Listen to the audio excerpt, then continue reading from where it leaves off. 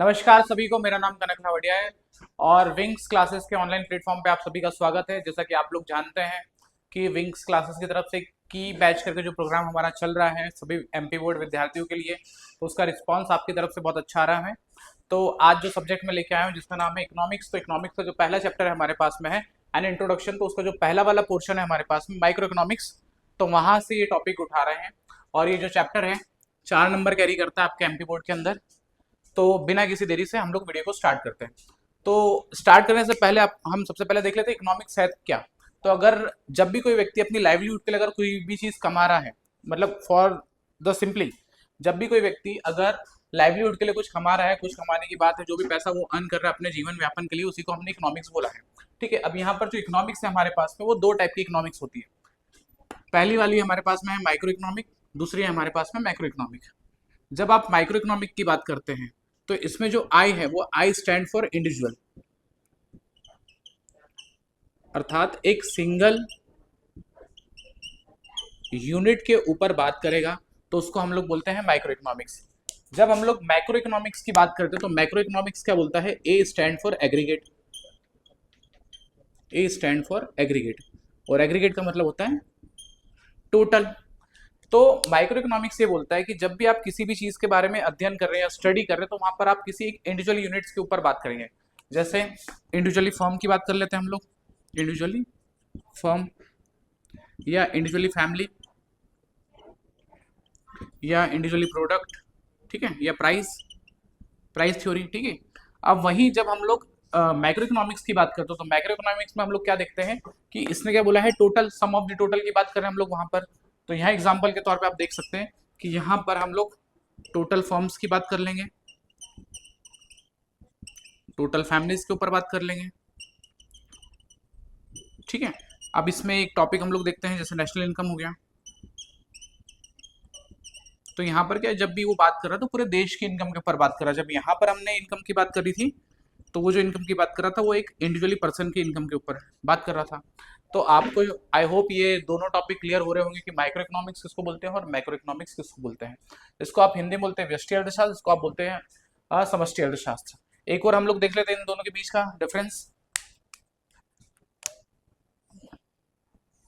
एक डिफरेंस हम लोग देख लेते हैं, जब यहाँ पर किसी इंडिविजुअल यूनिट्स के ऊपर बात कर रहे हैं तो जाहिर सी बात है इसका जो स्कोप रहेगा वो कैसा होगा, नैरो स्कोप होगा, छोटा स्कोप रहेगा। और वहीं जब हम इसकी बात करते हैं तो इसमें हम लोग जितने अब अध्ययन कर रहे हैं या फिर जितने भी स्टडी कर रहे हैं वाइडर स्कोप पे कर रहे हैं। तो यहाँ पे जो स्कोप रहेगा बहुत बड़ा विकसित स्कोप रहेगा हमारे पास में। अगला जो टॉपिक आता है हमारे पास में वो आता है ऑफ इकोनॉमी, ठीक है। अब यहाँ पर हमारे पास तीन टाइप की इकोनॉमी रहती है। तो जो पहली वाली इकोनॉमी हमारे पास में वो कैपिटलिस्ट, दूसरा वाला है सोशलिस्ट और तीसरा है हमारे पास में मिक्स इकोनॉमी। अब जब आप कैपिटलिस्ट इकोनॉमी की बात करते हैं इसको आप हिंदी में बोलते हैं पूंजीवादी, पूंजीवादी प्रणाली। अब यहाँ पर होता क्या है तो संक्षेप में आप समझिए, इसमें क्या होता है कि एक ओनरशिप के ऊपर बात होती है, ठीक है। ओनरशिप में मतलब खुद की एक फर्म रहेगी, प्राइवेटाइजेशन रहेगा, यहाँ पर प्राइवेटाइजेशन रहेगा, प्राइवेट फर्म रहेगा किसी भी एक व्यक्ति का। और यहाँ पर अगर वो प्राइवेट फर्म खोल रहा है तो उसका जो मेन मोटिव रहेगा वो यहाँ पर रहेगा ज्यादा ज्यादा प्रॉफिट को अर्न करना, ज्यादा ज्यादा प्रॉफिट को अर्न करना। अब ये जो प्रणाली है या फिर ये जो सिस्टम आपको देखने को मिलता है कैपिटलिस्ट इकोनॉमी का, ये अक्सर आपको अलग अलग देशों के अंदर देखने को मिल जाएगा। उदाहरण के तौर पर जैसे अमेरिका हो गया, तो अमेरिका में वहां पर जो भी चीजें चलती है वो सब कैपिटलिस्ट इकोनॉमी के आधार पर चलती है। दूसरा वाला हमारे पास जो इकोनॉमिस्ट है वो सोशलिस्ट इकोनॉमी। यहाँ पर क्या है, जो होल्डिंग रहेगी, अक्सर जो होल्डिंग की बात कर रहे हैं हम यहाँ पर, तो यहाँ पर गवर्नमेंट होल्डिंग थोड़ी आपको नजर आएगी, मतलब सरकार का जो स्वामित्व बोल दीजिए या फिर सरकार का इन्वॉल्वमेंट बोल सकते हैं आप लोग, तो वो थोड़ा आपको यहाँ पर ज्यादा देखने को मिलता है। और इनका जो मेन मोटिव होता है वो होता है कि भैया हम हमारे समाज का कल्याण कर सकें, मतलब सोशल वेलफेयर ऑफ पीपल, मतलब जन कल्याण के लिए ये वाली इकोनॉमी का भी कई बार ये लोग यूज करते हैं। अभी इस प्रकार की जो प्रणाली है ये आपको अक्सर रशिया में देखने को मिल जाएगी। तीसरी वाली जो इकोनॉमी आती है ये आपको भारत में देखने को मिलेगी। अब आप सभी को पता है जैसे भारत के अंदर क्या है कि दोनों टाइप की प्रणाली चलती है। जैसे आप उदाहरण के तौर पर देखिए, सरकारी स्कूल है, प्राइवेट स्कूल भी है, या फिर सरकारी राशन की शॉप्स है तो वहीं प्राइवेट शॉप्स, प्राइवेट किराना शॉप्स भी है। तो यहाँ पर क्या है कि आपको दोनों प्रणाली देखने को मिलती है, मतलब कैपिटलिस्ट भी देखने को मिल रही है, वहीं सोशलिस्ट भी देखने को मिल रही है। यहाँ पर व्यक्ति प्राइवेटाइजेशन मतलब प्रॉफिट अर्निंग के ऊपर भी काम करेगा और साथ में वेलफेयर ऑफ सोसाइटी के ऊपर भी काम करेगा। मतलब अब यहाँ पर क्या है, जो भी बात कर रहा है वो दोनों लेवल्स पे बात कर रहे हैं। अगला टॉपिक जो हमारे पास में आता है जिसका नाम है the central problem of economy, की भैया इकोनॉमी के अंदर कौन कौन सी समस्या हमें देखने को मिल सकती है। तो इसमें सबसे पहला वाला पॉइंट हमारे पास में आता है what to produce. What to produce में है कि अगर कोई भी फर्म है, अगर वो अपना नया बिजनेस सेटअप करने जा रही है या फिर खोलने जा रही है, तो उसके सामने पहला प्रश्न क्या आता है कि वो किस प्रकार की चीज़ों को यहाँ पे बनाने की कोशिश कर रहा है। तो पहला टास्क उसके लिए हो जाता है कि वो क्या चीज़ ऐसी उत्पादन करे कि जो मार्केट के अंदर उसके रॉ मटेरियल भी इजीली उसको अवेलेबल हो जाए और साथ में जो कस्टमर है वो उस प्रोडक्ट को भी खरीदें। दूसरी चीज़ यहाँ पर है हाउ टू प्रोड्यूस। अब हाउ टू प्रोड्यूस में अगर उसने डिसाइड कर लिया कि उसको किसी एक प्रकार की कोई चीज़ बनानी है, तो जब वो चीज़ बनाने के लिए जा रहा है तो उसको देखना पड़ेगा ना कि वो चीज़ बनेगी कैसे। तो उसके अंदर क्या है, प्रॉपर टेक्निक्स होनी चाहिए, उसके पास एक टेक्नोलॉजी चाहिए कि उस टेक्नोलॉजी के आधार पर वो उस पर्टिकुलर चीज़ को बना पाए। और तीसरी चीज़ क्या है, to whom to be produce, कि किसके लिए बनाई जाए वो चीज़, क्योंकि इकोनॉमी के अंदर तो क्या है कि बहुत सारे लोग बाग हैं तो वो अलग अलग प्रकार से डील करते हैं गुड्स के साथ में। तो होम टू बी प्रोड्यूस में है कि जो भी प्रोडक्ट बनाया जा रहा है वो किस व्यक्ति के लिए बनाया जा रहा है वो भी हमें ध्यान में रखना पड़ेगा। तो पहला वाला पॉइंट था इसमें व्हाट टू प्रोड्यूस, दूसरा वाला था हाउ टू प्रोड्यूस और तीसरा वाला फॉर होम टू प्रोड्यूस। एक एग्जांपल देख लेते हैं। सपोज करिए जो एक कंपनी ले लेते हैं हम लोग जो छोटे बच्चों के लिए डील करती है, तो वो जितने भी आइटम्स बनाएगी वो छोटे बच्चों के हिसाब से बनाएगी, जैसे डायपर्स हो गया, टेलकम पाउडर हो गया, क्रीम हो गया।